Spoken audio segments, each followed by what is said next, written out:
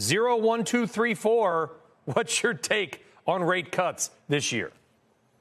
I still think the Fed's cutting rates this year. I think they probably start in July as opposed to June. So in that respect, I think all today's unfortunate inflation report does is push the Fed off by a month. Ultimately, we had three really bad months of underlying inflation to start the year.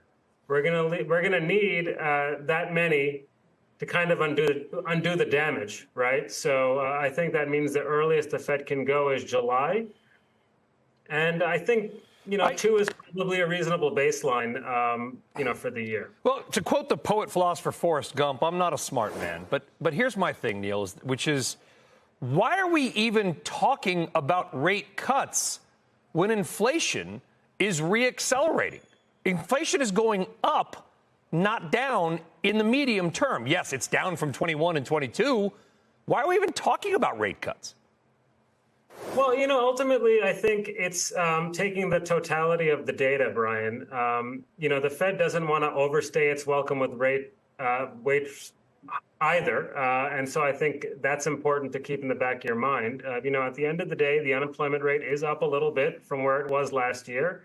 And core inflation has declined. You put that into a standard kind of policy rule type of equation, and it would suggest that the rates should come down. Not a lot, not right away, but they should come down.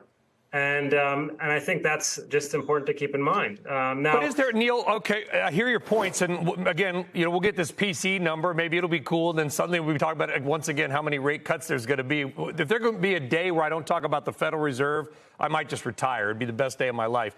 That said, if we get your rate cuts, let's say it happens, could that then reaccelerate the economy and add to the inflationary forces?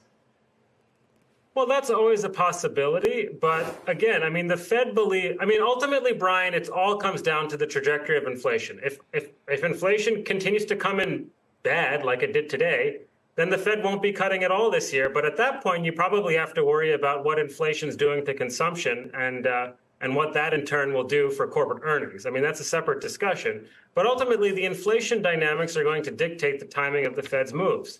And so, I think if inflation improves between now and the summer, then the Fed will cut, as they should. If it doesn't, then they won't. So I do think that's just important to keep in mind. There's the Fed's not cutting right now, as you mentioned, the inflation data are bad.